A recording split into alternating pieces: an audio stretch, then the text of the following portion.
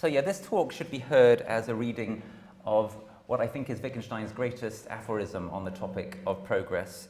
And it's quote number 1 on your handout. I hope everyone's got the handout or can see a handout. It's just a very short handout with 3 great quotes from Wittgenstein on it. So, our civilization is characterized by the word progress. Progress is its form, rather than making progress being one of its features.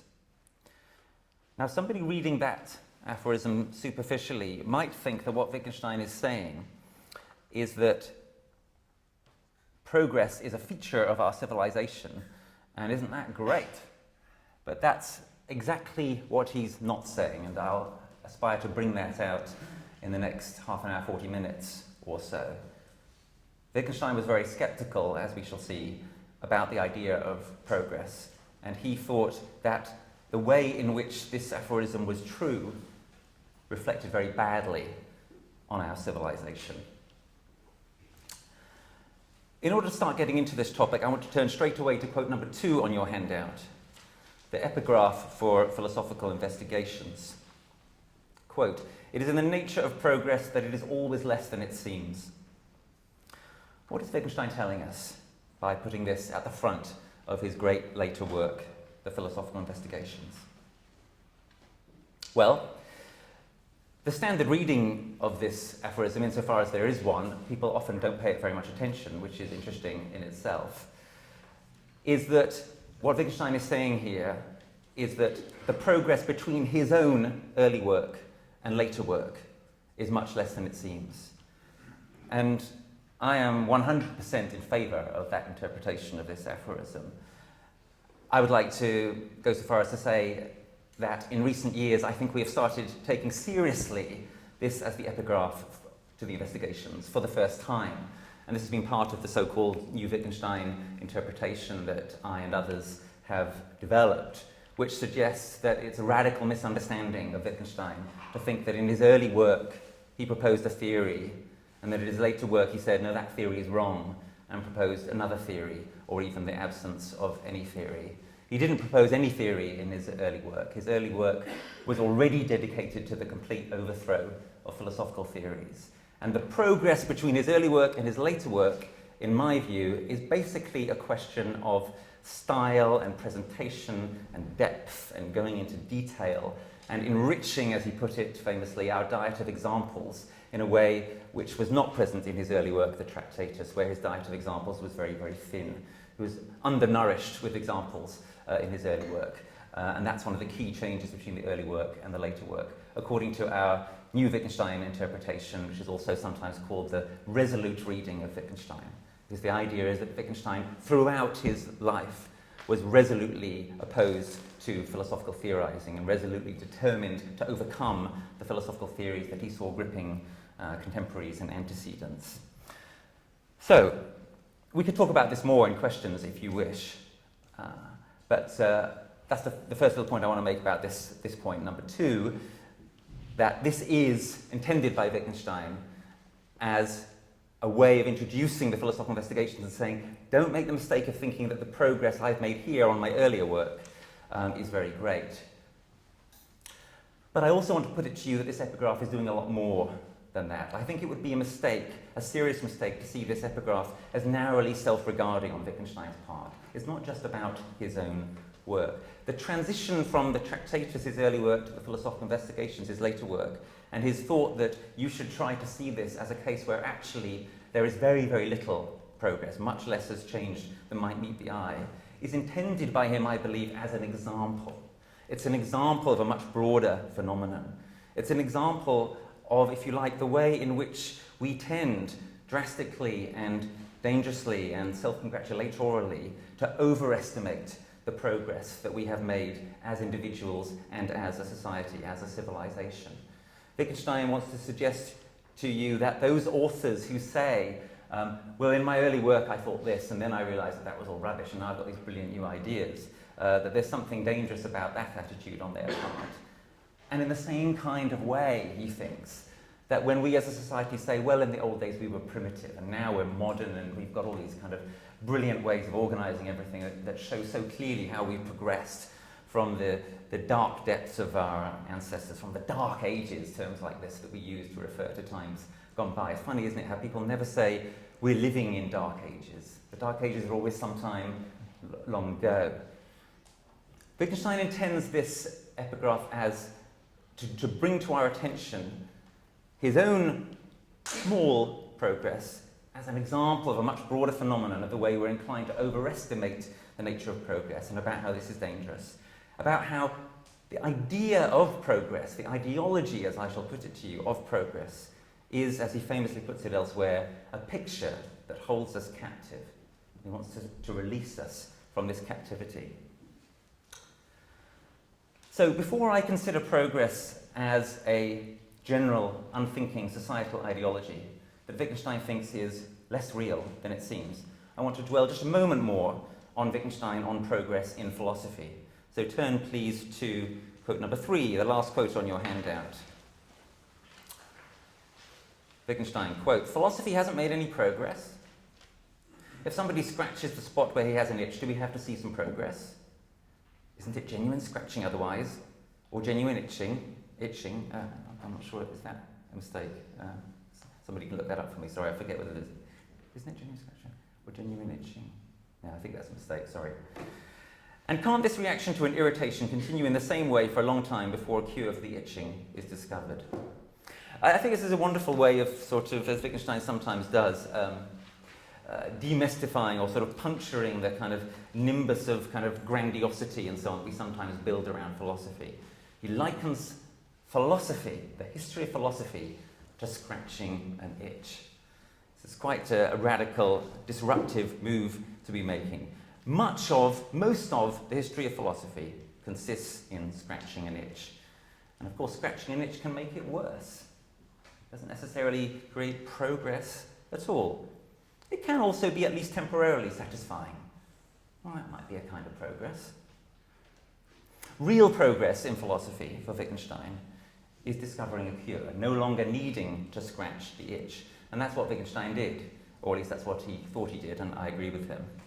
It's also, by the way, and this is very important, it's not just what he did in his later work and his earlier work, it's also what many of his great predecessors had done. People such as Descartes, Berkeley, Hume, Kant, Kierkegaard, Nietzsche, Frege, Russell, who apparently lectured in this very room, the lectures on the philosophy of logical atomism, which he dedicated to his greatest student, Wittgenstein. It's a mistake to think that what Wittgenstein thinks about these figures who came before him is that they were all idiots. He didn't think that at all. He thought these people were great, deep thinkers, wrestling with great, deep problems. And he thought that at their best, unlike many of their interpreters and followers, they did actually succeed in offering clues towards a cure of the desire to philosophize. I think it's clear how one can see this at moments in the work of people such as Nietzsche and Frege. Gordon Baker, one of my teachers, famously argued this in reinterpreting Descartes. Cora Diamond has argued the same for Berkeley. I've argued the same for Hume. James Conant has argued the same for Kierkegaard. We new Wittgensteinians, one of the things we like to do is to go back into the history of philosophy and say, from a Wittgensteinian point of view, these people were not idiots. It's not that they were just kind of down there primitively in the dirt and we've made this huge progress. No. They were already seeking to do, if you like, it's a bit of a Whiggish way of putting it, but crudely speaking, they were already seeking to do the very thing that Wittgenstein succeeded just a little bit better in doing. And it's not like he's completed the job either. People sometimes think, didn't Wittgenstein end philosophy or thought it ended philosophy? No, he didn't think that. And there are numerous places in his text where you can see that he didn't think that. What he thought is that in some way, when you are in philosophy seriously, you must be seeking to end the process of itching. But he didn't complacently or hubristically assume that he had arrived at that place where he no longer had any itches. So, crucial point, looking back on the history of philosophy, what we see when we look at the great philosophers at their greatest moments, when we look at Frege, for example, saying, the reader needs at this point in my work to give me a pinch of salt. There's something here I want to say, but I can't quite succeed in saying it. Or when Nietzsche gets to the moment close to the end of the genealogy of morality, when he, as I see it, successfully shows us that the very people who are criticizing the very people who he's criticizing, Christian thinkers, etc., that he is in a way an extreme example of that very same mode of thinking. He's trying to bring something to an end, but it's very, very difficult to do so. This kind of real progress, this kind of cure, as opposed to just scratching an itch, is not achievable by aping science. Science, the quintessentially progressive subject or set of subjects. And this is what a lot of my work in recent years has been about, how various subjects, such as, most strikingly, the social sciences, but also philosophy itself, are subjects that do not progress as science undoubtedly does. Science progresses most strikingly, for example, in the way that, as Thomas Kuhn describes to us, there is the process of normal science, in which what science consists of essentially is puzzle solving, working away at a set of problems which are widely accepted, filling out a paradigm, filling out a theory which is already present, and making it better, making it more accurate, filling in the holes in it. That's progress. That is a way in which it makes total sense to talk about progress. But just because science has been successful does not imply that other subjects should progress or can progress in the same way. And in particular, a great deal of the history of philosophy, especially in recent years, has been occupied by people thinking, well, if only we could make our subject into a subject like science, progress like science does, wouldn't that be great? And the answer is no. It's a farrago, it's a disaster. And this is one of the key things that Wittgenstein sought to show us. Philosophers have tried to progress typically by answering questions, metaphysical questions, epistemological questions. This isn't the way Wittgenstein taught us to make any real progress in philosophy. One needs rather to interrogate the questions, to question the questions, and to interrogate the tacit ideologies that generate these questions in our mind. For example, the ideology of scientism itself, the ideology that says that every real problem should be answered by the methodology of science. Scientism is a justification, a would-be justification for technophilia, for the love of technology, and for the ideology of progressivism that I'm going to talk more about in a moment. Actually, the justification doesn't work even if scientism were right, which it isn't. Because it doesn't follow from the fact that there is scientific progress, that there is, in the same sense, technological progress. Scientific progress is about us coming to know more about the world. Technological progress, so-called, is about us coming to be able to do more to the world. But just because we can do more to the world doesn't necessarily mean we ought to do more to the world, right? No one can really complain. There's nothing to be said against it when scientists learn something they didn't learn before. But when a new technology is created, it's always an open question whether we should complain. And I'm going to suggest that sometimes we should, and that it's essential indeed for us to do so. In this way, and this is a central idea in my talk here, we need an independent criterion to assess technological progress by. Right? Just because a new technological innovation has occurred doesn't mean we should really describe that as progress. So as I say, in the 20th and 21st century in particular, philosophy, especially in the English-speaking world, has tended to embrace one form or another of scientism, unfortunately. Wittgenstein has mounted a heroic rearguard action against scientism, as manifested especially in so-called analytic philosophy, a discipline with would-be sub-disciplines, sub-subjects, in which we make progress. We make progress, allegedly, on the mind-body problem or on the problem of our knowledge of the so-called external world. Let me attempt an adaptation of aphorism number one, quote number one, on your handout, applying it now specifically to our subject of philosophy. I put it to you that Wittgenstein could have said about that specific topic, our discipline is characterized by the word progress. Progress is its form, rather than making progress being one of its features. And in saying that, he would have been mounting the most powerful criticism of our discipline, philosophy, as it views itself. Right? This is an incoherent way of understanding what philosophy is, but it is the dominant understanding of what philosophy is in a country like this or in the United States today. So as I said earlier, think about what Wittgenstein is saying about progress as being about his own philosophy, about philosophy in general, but about these things as an example of a much broader phenomenon, a phenomenon that affects our entire civilization. When people say things like, you can't stop progress, right, they have in mind exactly the version of progress that Wittgenstein is criticizing in quotation number 1 on your handout.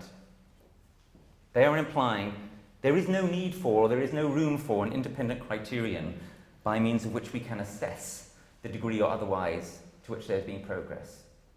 Progress is what our society does. By definition, things can only get better, allegedly. And I want to counterpose against that the idea of real progress. But before I tell you more about what real progress would be, let me dwell a little bit more on the way that the term progress generally functions when people say things like, you can't stop progress, and what's wrong with this. Progress in this sense is, among other things, crucially, I put it to you, synonymous with the term growth, or more specifically, economic growth, and with technological expansionism, and with the concept of development, as in sustainable development, as in the idea that when we have a load of new houses being built on a floodplain or in a green belt, that's development. Right? That's what it's called, right? There's a new development going up around Cambridge, say, right? Is that really a development? No, you can't ask that question. Right? It's development by definition. That is what development is. That is progress. That's what we're told. The idea is that these things are somehow inevitable, our destiny, that we are moving ever onward and upward, that there is no end to this process. Again, this is what Wittgenstein is criticizing in quotation number 1. And I want to say that he's right. Other voices who are pointing in the same direction at the present time in this country, the interesting quasi-conservative philosopher John Gray is, I think, right to challenge the myth of progress, which he has done explicitly.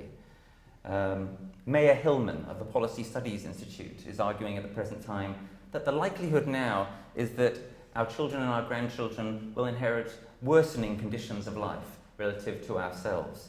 This is not something that we're used to. This is a new phenomenon and doesn't fit the ideology that we've been brought up with. Arguably, by the way, this point of worsening has already begun. It's very hard to measure these things, and we could talk about that because it's worth talking about. But insofar as these things can be measured, it looks like there's some evidence to believe that things have got worse in countries like this, in the United States and much of Europe, since about the 1970s. They've gradually started getting worse. We have, I believe, to junk the idea of progress as inevitable. Any hard-won real progress has to be real. We need an independent criterion to measure it by. What might such a criterion be? Well, perhaps something like well-being. Do people actually have a stronger sense of well-being than they did before? Or one might generalize that. One might talk about the flourishing of all beings, including non-human beings. Are we really the only species that matters? And indeed of future people, of our descendants.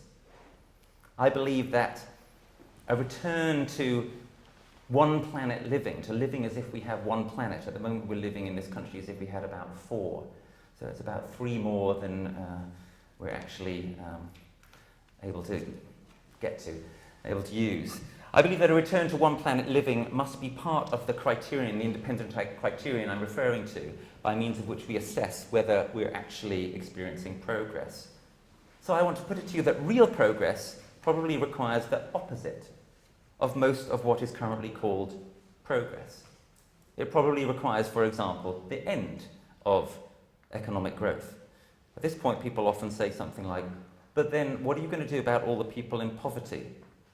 And sometimes people recently say to me things like, ah, yes, but haven't you read Thomas Piketty? The great Thomas Piketty has told us that the world is dreadfully unequal and is becoming more unequal. He's right about that. And has suggested to us that a key part of the problem is that we don't have as much economic growth as we used to. And my response to Professor Piketty is to say, if you're really wanting to inherit the mantle of Karl Marx, wouldn't it behoove you to talk rather less about growth and rather more about sharing? Right?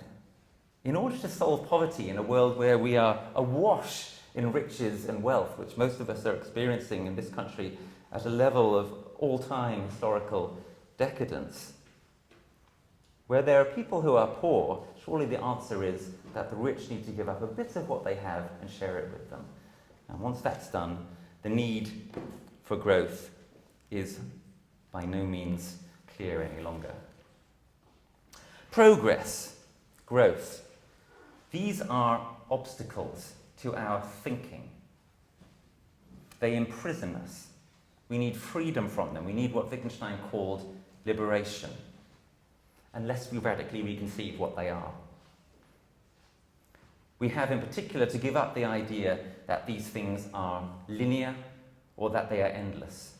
Now, there is a certain sense in which there is a linearity to progress. There is a wonderful fact about human beings which is not true of most other animals. I say most because it is now clear that there are modicums of what we call culture present in the lives of some of our primate cousins, including chimpanzees, bonobos, and some monkeys. But that we as human beings, to a much greater extent than they, are historical beings. And this is a marvelous thing. We can learn, and in some ways we always do learn from our mistakes, from history, from what happened before. Often, of course, not as much as we should. And this process is not guaranteed. Think of the Middle Ages, where it appears that while we learnt some things, we also lost quite a lot of knowledge. There was a gradual loss of knowledge. Texts gradually deteriorated as they were copied, etc., etc. We can lose knowledge. And of course, it can go much further than that. Societies can collapse. And in fact, what we find if we look at societies that have collapsed is that most often they've collapsed if they have sought to progress endlessly. And if we turn to the term growth, then of course one thing which is important to notice is that the term growth is a term that is taken from a biological original meaning. Growth in biology is something organic. It involves circular rhythms. Something grows, it matures, it decays, it dies, it decays completely, it becomes raw material for something else to grow. When we think of it in that way, as a kind of a life cycle, well, one question one might ask is, well, does that mean that economies are doomed to collapse? I don't think they're doomed to collapse. I don't think we're doomed to collapse. But we have to think beyond the box of endless linear growth if we're going to escape that doom. And we should note that the very idea of economic growth is a kind of bastardization, because it fantasizes the economy as an organism while trying to extricate from the idea of being an organism the idea of achieving any kind of maturity. The ideology of endless growth is a profoundly anti-biological ideology, and this is a profound problem. Now, in the past, when societies have collapsed, the people who have survived those collapses, if any, have learnt from those collapses. They've learnt how to be more sustainable, another word that I hate, but I won't go into why, unless you wish me to explain in questions. Tim Flannery explains this process wonderfully in his epochal book, The Future Eaters. He explains how we can resolve the paradox that on the one hand we want to say indigenous peoples, yeah, they're these wonderful kind of paragons of kind of ecological virtue, and indigenous peoples, didn't they destroy all their megafauna? Both are true, right? Basically, the process, as Flannery describes it, is that typically what's happened in our deep prehistory is that indigenous peoples, our deep ancestors, have destroyed many of the conditions for their own lives and have then learned from that destruction and have learnt ecological wisdom that we then sometimes found them with when we encountered them. The problem, of course, is that we can't afford to learn from our own collapse, because if our own collapse occurs, it will be global and probably completely terminal. We must instead take a fundamentally precautionary attitude. We must learn from the mistakes of others before committing mistakes of the same gravity. This requires a giving up of delusions of endless progress, growth, development, before it's too late. And this brings us to what is the terrible irony of the ideology of progressivism and similar ideologies such as modernism. It's thoroughly out of date. It may have been an appropriate ideology in the 18th century or the 19th century. That's something we could debate. But it is not now. The one fundamental way in which modernists are not modern is in regard to the relevance now of their own ideology. The one fundamental way in which progressivists are not entitled to the term progressive at all is that they don't understand how real progress now would mean precisely giving up the delusion of progressivism. It's paradoxical but true. Progressivism is a defunct, out-of-date ideology. The idea that we must always be more modern is thoroughly past its sell-by date, as we say. This brings us to the vexed and vexing question of Wittgenstein and his relation to conservatism. A famous essay in this book, Wittgenstein and His Times, by a man called Nieri. Wittgenstein's later work in relation to conservatism caused a storm many years ago now, because many people, and I think rightly, were concerned at the imputation in the essay, that the imputation of thinking through Wittgenstein's thinking in something like the way I've done led one to some very pessimistic and conservative conclusions. Wittgenstein was quite culturally pessimistic, and there were other things that he did have in common with conservatism, and I think rightly so. I think there are things that conservatism has got right. Most crucially, the resistance to theory in conservatism, the resistance to the idea that you can have a grand plan for completely remodeling society from the ground up. An idea which is fundamental to many forms of socialism and communism. An idea which is also found on the radical right in people like Hayek. Hayek in this way is not a conservative, as in his famous essay, Why I Am Not a Conservative. But also, I think it's wrong to think that Wittgenstein is a conservative if by conservative one means anything at all like what we have in this country that is called the Conservative Party. Because the Conservative Party in this country has basically nothing whatsoever to do with conservatism anymore. The Conservative Party is in this country today is a fundamentally neoliberal party. It wants to, and continually does, try to tear everything up in the pursuit of endlessly more growth and modernisation. And also we should remember that Wittgenstein was profoundly attracted by socialism and by communism, at least as profoundly attracted by them as he was by conservatism. The same is true of me. What we have to do, I believe, is try to find out, using something like the independent criterion that I sketched a little earlier, what is living and what is dead in the ideologies that we have inherited. Once we dispense with the delusional ideology of progressivism and of growthism, and once we dispense with developmentality, what is left? Well, let's quickly look at the great ideologies that we've inherited and see how they fare on this score.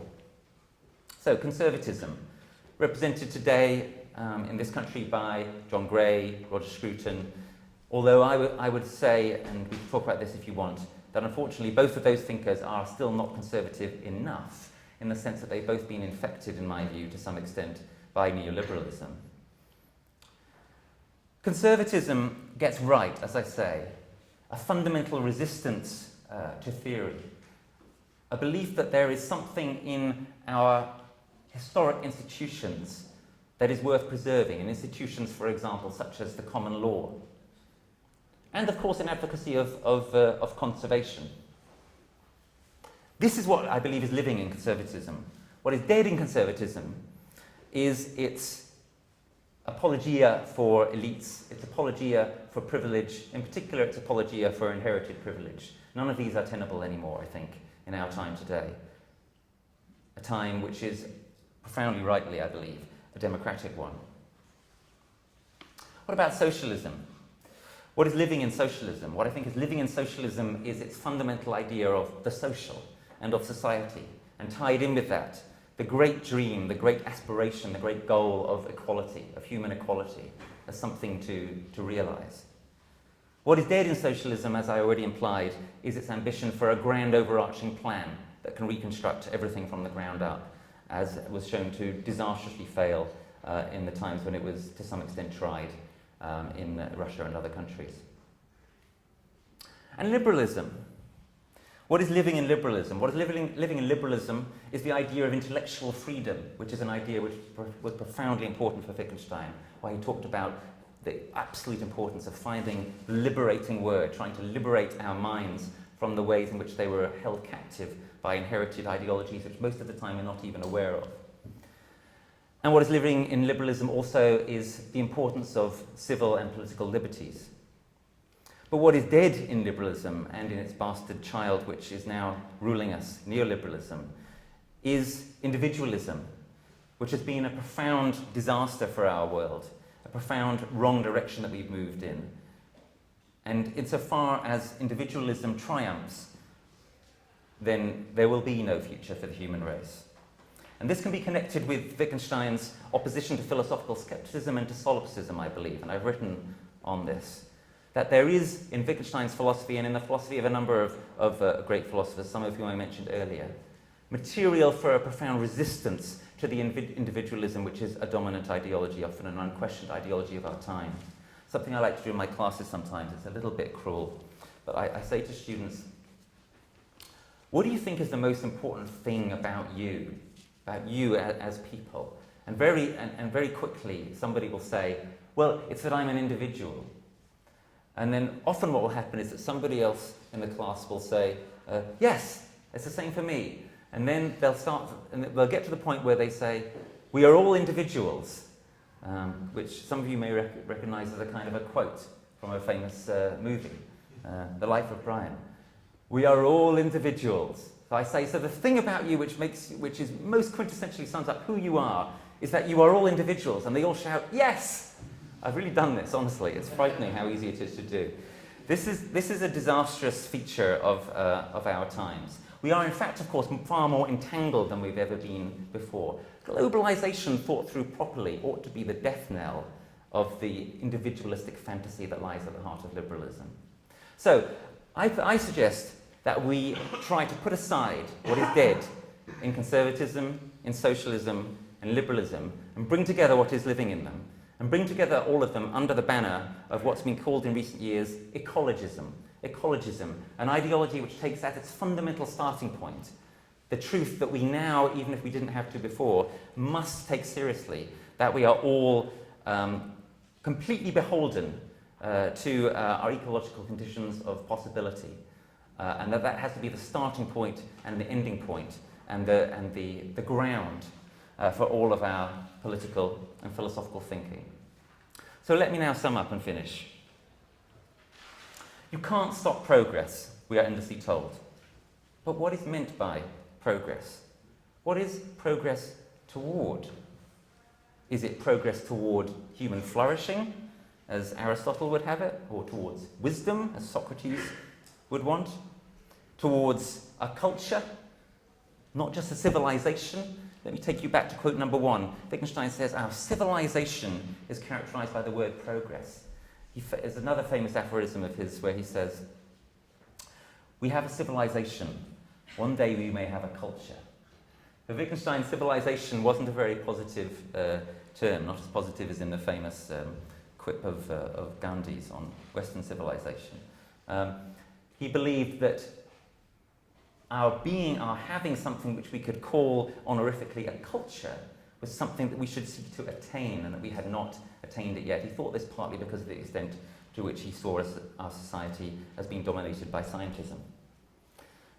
So if progress was towards Aristotle's goal or Socrates' or Wittgenstein's, that would be great. But that very rarely seems a criterion for how the word progress is actually typically applied in our society today. In fact, of course, one can have a more basic starting point.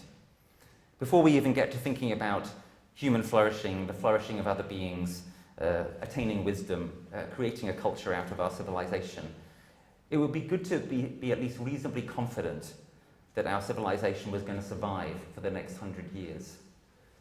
But we cannot be confident of that. And we can be less confident of that the less we're prepared to give up on the ideologies of progress and growth. In our society, progress and similarly growth, let's listen to Radio 4 any day of the week, the complete hegemonic taking for grantedness of the goal of economic growth. Although we're starting to see a few little chinks in it now, and I'm hoping to create another one here this evening.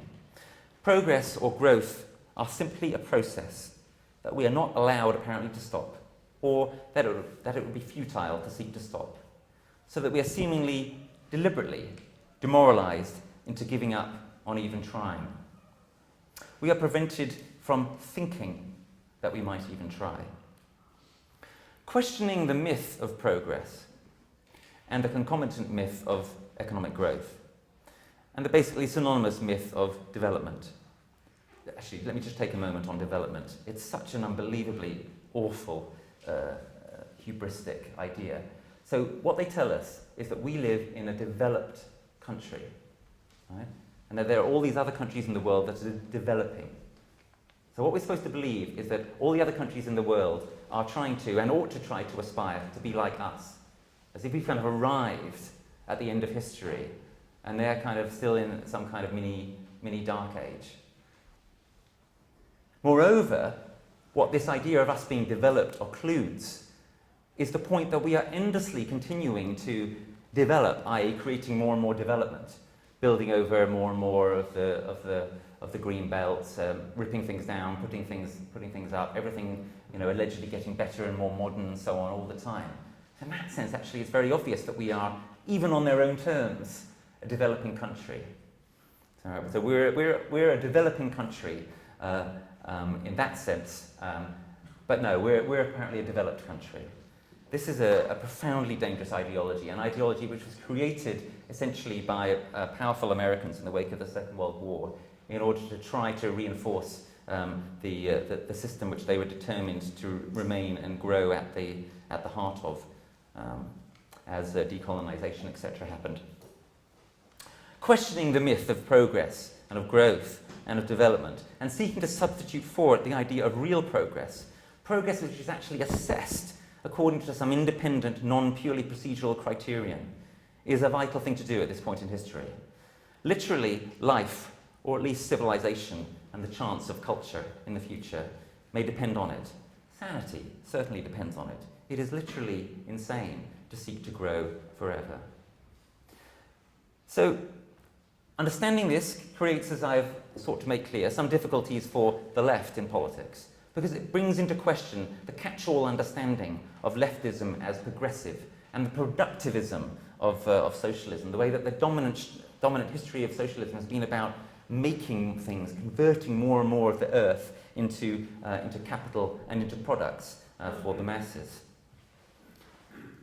What I've been doing radically brings into question whether being progressive in this sense is actually a good thing. Once we overcome the myth of progress, we can clear the ground for a real politics that would jettison the absurd hubris of liberalism, of individualism, and of most leftism, and would jettison the extreme Prometheanism and lack of precaution endemic to our current pseudo-democratic technocracy. The challenge is to do so in a way that does not fall into complete pessimism. I don't want you to go away from here despairing. Right? What I'm hoping to do is to open up a space in which we can actually think what the alternative might be to all of this. So the challenge is to do what I've described in a way that does not fall into complete pessimism, nor into an endorsement of the untenable features of conservatism, most crucially its apologia for elites and hierarchies. The challenge, in other words, is to generate an ideology or philosophy for our time that might yet save us and ensure that we are worth saving. That we don't just have bare life, but rather flourishing, a culture, wisdom. This is what ecologism, seeking to integrate conservatism, socialism, liberalism, what remains of those, what is not dead in those, and to put them on a sound foundation of one planet living, might offer us. And so this talk can be heard, and I hope you're able now to hear it, as a kind of reading of Ludwig Wittgenstein's crucial critical aphorism on this topic. Number 1 on your handout. Our civilization, no, not culture, our civilization, what we actually have, which is profoundly problematic, is characterized, and this is a central feature of that problematic, characterized by the word progress. Progress is its form, rather than making progress being one of its features. If we were to bring in an independent criterion to say what progress, real progress, actually was, a criterion that we cannot just take for granted, then we would be changing from that situation. Progress then would be a feature of our society, and this would be a good thing. Whereas at the present time, it is our society's form, and this is a bad thing, especially when it's not realized. But we cannot take for granted, as I've sought to explain, that real progress will be or has been achieved. We are vulnerable creatures, profoundly vulnerable, and our hubristic breaking of the limits to growth is making us more vulnerable every day. In this context, Wittgenstein's wisdom on the unwisdom of the ideology of progress is philosophy that our time most profoundly needs.